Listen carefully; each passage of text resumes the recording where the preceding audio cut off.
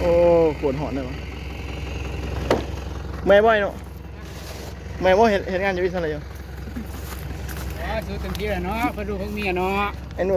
สู้พ่อแม่หนูสู้พ่อแม่สรุปพ่อเมียบ่เมียน้อยนำเนาะโอ้ไม่มีอะไรคนอุกใจดิโอ้คนหอนเลย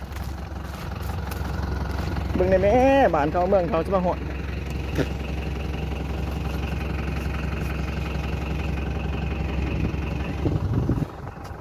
คุณนะมาเก็บหอมมือนี่ตอนนี้เป็นเวลาบ่ายโมงขอโทษ2 โมง 3 โมงบ่าย 3 โมงลักเสียเมื่อตอนนี้มันเบิ่งไหมอากาศบ้านเขา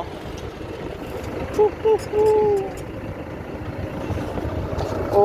เสียงโหนดดังน้อยหนึ่งเด้อบนเสียงโหนดมันดังรบกวนกันก็เถิดเด้อ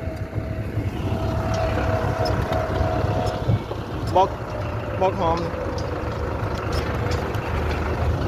ปลาบางม่วนมันข้าวเหล้าอันนี้จะเป็นปลาหอมฟาร์มเขาเองปลาหอมฟาร์มเขาเองข้างๆนั่นทีมันแม่หมดเลยแม่หมดเลยเนี่ยมื้อนี้วันที่วันที่29เดือน4เดี๋ยวเขาทำมาเก็บบอกก่อน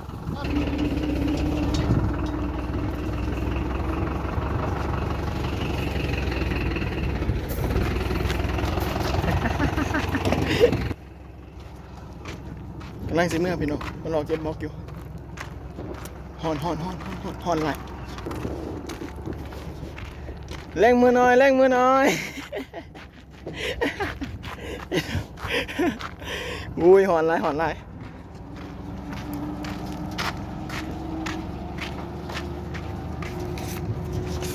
โอ้ยอยากกินน้ำกับพี่น้องเอ้ย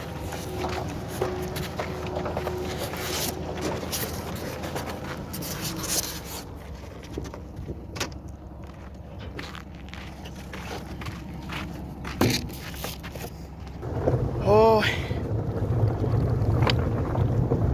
นี่แหละพี่น้องเอ้ยไม่เห็นอย่างอยู่อิสราเอลนะ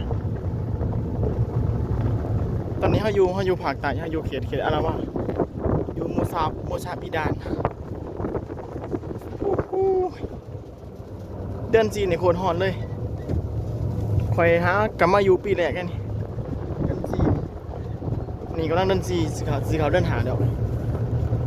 อุณหภูมินะความร้อนนะมือว่านนี้อุณหภูมิ42 องศามื้อนี้อุณหภูมิ41 องศาแต่มันก็ยังสิร้อนขึ้นเรื่อยๆตายเลยก่อนนะเมื่อก่อนบ๊ายบาย